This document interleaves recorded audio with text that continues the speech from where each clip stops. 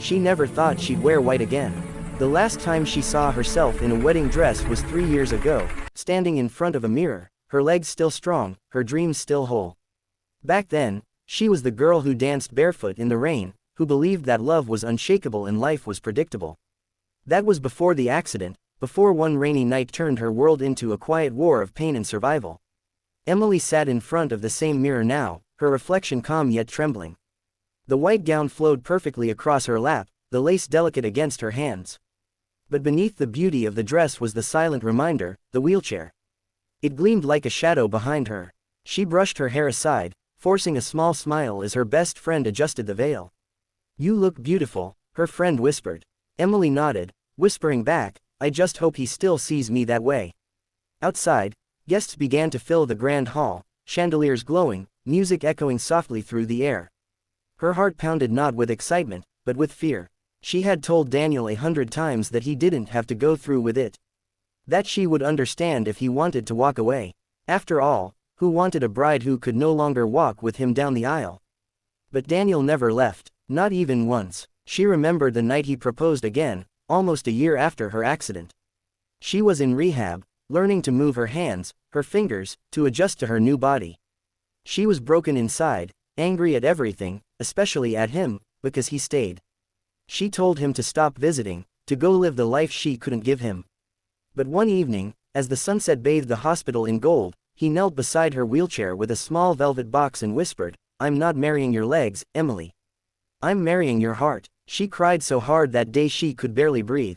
But even then, she never truly believed it would last. And yet here she was, the day had come.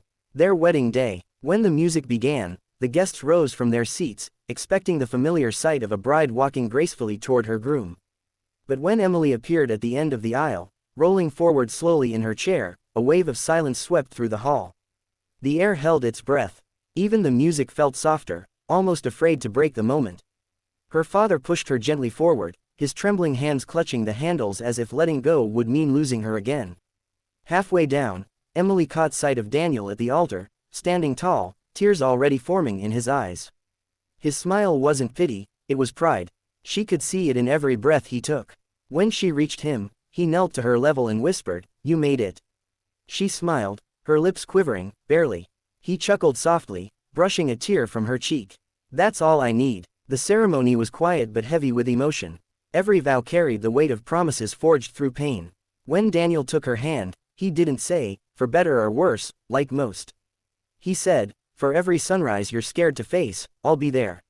For every night you can't sleep, I'll hold you until you do. And if you ever forget how strong you are, I'll remind you, because I saw you stand when life tried to break you." When the priest told him to kiss the bride, Daniel leaned in and kissed her forehead before touching his lips to hers. The crowd erupted in applause, but many couldn't hold back their tears. It wasn't a typical wedding, it was a quiet miracle, a living vow that love could survive anything. The reception was beautiful, the chandeliers glittered like stars, and soft laughter filled the hall. Emily's wheelchair didn't stop her from feeling radiant. Guests came to congratulate her, to tell her she inspired them. But she only cared about one person, Daniel. Every time their eyes met across the room, she felt safe again. Later, as the first dance was announced, Emily froze. It was the part she dreaded most. She had told Daniel they didn't need to dance, but he had only smiled and said, "You'll see."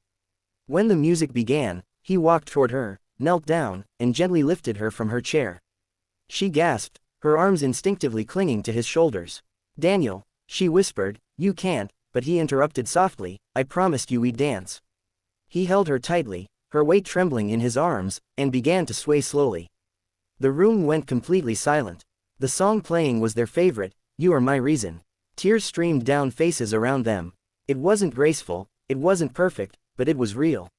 Emily buried her face in his chest, her tears soaking into his shirt. For a brief moment, she felt like the old her again. When the song ended, the room erupted in applause, some people standing, others wiping their faces.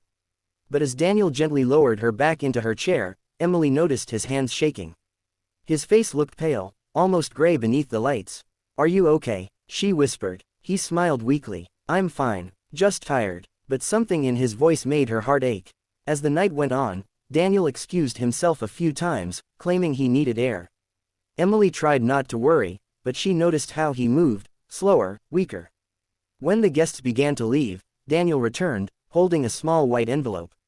"I wrote something for you," he said softly, kneeling before her again. "But you can't open it until tomorrow." She frowned. "What is it?" He smiled faintly. "Just a promise." The next morning, Emily woke to sunlight streaming through their honeymoon suite window. She turned toward the empty space beside her. Daniel wasn't there. For a moment, she smiled, thinking he'd gone for breakfast. But then she saw his jacket folded neatly on the chair, and the white envelope on the bedside table. Her hands trembled as she opened it. Inside was a letter, his handwriting uneven and hurried. "My dearest Emily, by the time you read this, I'll already be gone. I'm sorry I didn't tell you sooner, but I didn't want our wedding to be a day of sadness. You remember the accident that took your legs? I was there that night too. I didn't tell you, because I couldn't bear the thought of you blaming yourself. The doctors said the internal damage I suffered would eventually catch up to me. I didn't have much time, but I had enough to love you right. When I saw you in that hospital bed, I made a promise that I'd stay until you could smile again. That I'd walk you down the aisle, hold you in my arms, and show you that broken doesn't mean unloved. Yesterday, I kept that promise. You were breathtaking, Emily. The most beautiful bride I've ever seen. My miracle isn't that you said yes, it's that you found the strength to live again. Don't let my leaving break you. Let it remind you that love can turn even the hardest pain into something eternal. You once asked me why I never left. The truth is, I couldn't. Because from the moment I met you, I stopped needing legs to stand. You were the ground I stood on. Promise me one thing. Keep dancing, even if it's only with your heart. Forever yours, Daniel." The letter slipped from her hands. The sound of her sob filled the empty room. She felt as if the walls were closing in, her breath shattered. She called his name again and again, but only silence answered. The phone rang moments later. It was the hospital. The words she heard made the world crumble beneath her. Daniel had collapsed early that morning near the chapel, his heart finally giving up. Emily didn't remember much after that. Just the endless hours of tears, the blur of faces, the quiet burial under a gray sky. She sat in her wheelchair by the grave, the wedding ring heavy on her finger, the letter clutched to her chest. People came to comfort her, but she couldn't speak. She just stared at his name carved into the stone, the man who had promised forever but gave her something even deeper, the courage to live. Weeks turned into months. The world moved on, but she didn't. Not until one evening, when she went back to the dance hall where they had their wedding. The lights were dim, the floor empty. She rolled to the center, placed her phone on a chair, and played their song. "You Are My Reason." As the music filled the silence, she closed her eyes and began to move her hands with the rhythm, swaying gently. For the first time since that day, she smiled through her tears. She wasn't dancing with her feet, she was dancing with every piece of love he left behind. She whispered into the air, "You kept your promise, Daniel. Now it's my turn." From that day forward, Emily started volunteering at rehabilitation centers, helping others who had lost their hope. She taught them to find strength not in what they'd lost, but in what still remained. Every time someone asked her how she managed to smile again, she'd say softly, "Because someone once showed me that miracles aren't always about walking again, sometimes, they're about learning to live again." Years passed, and the world saw her as an inspiration, but she never stopped being the woman who missed the man who loved her beyond time. On their wedding anniversary, she would visit his grave, place white roses, and whisper the same words, "I'm still dancing." And maybe, somewhere beyond this world, he watched her, proud, smiling, whispering back the same promise he once made. Love didn't die that day. It became something infinite, something that could never be broken by fate or loss. Because true love, the kind Daniel gave her, doesn't need forever to be eternal. It just needs one promise, and the courage to keep it.